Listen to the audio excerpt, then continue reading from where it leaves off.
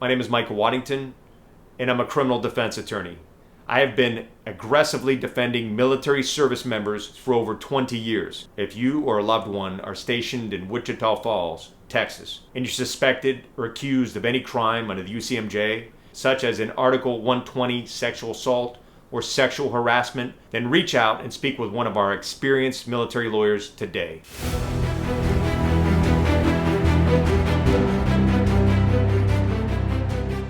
If you are accused of any serious offense under the UCMJ, such as a UCMJ Article 120 sexual assault, then you should be concerned. Right now, the military is waging a war on sexual assault. You can expect a zealous and determined prosecution team coming after you and trying to win their case. These elite military prosecution teams are well-funded, well-trained, and bound and determined to win convictions. They are on a mission to prove to Congress that the military does not tolerate any form of sexual assault, domestic violence, or sexual harassment. Military prosecutors will be relentless in seeking a conviction and serious jail time once they have you in their sights. To make matters worse, under new laws that went into effect in December of 2023, the new military justice system is victim-centered. What that means to you, if you're accused, is that if a person makes an allegation against you, they are believed from the start. They won't probe the credibility of a person making an allegation.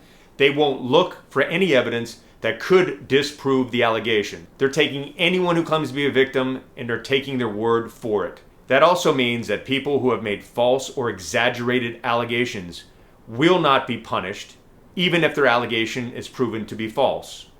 If anything, they may be allowed to retire and get military benefits for military sexual trauma, even if the allegation is proven false in court. You can expect to encounter law enforcement trained to start by believing. Therefore, you're presumed to be guilty once the investigation has started, and the law enforcement and prosecutors will act accordingly.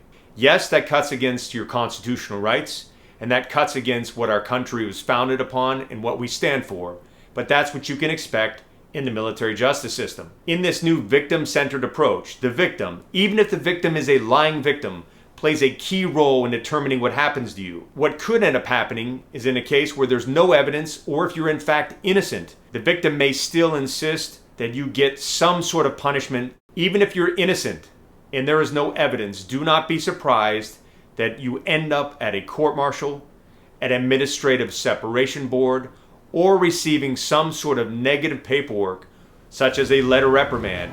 If you are under investigation for any crime under the UCMJ, then you need to stand up and take responsibility for your defense. Don't become another statistic. Don't play the victim. Don't sit back hoping that someone comes to the rescue or that things are going to work out. It's time to stand up, fight for your freedom, fight for your career, and fight for your reputation.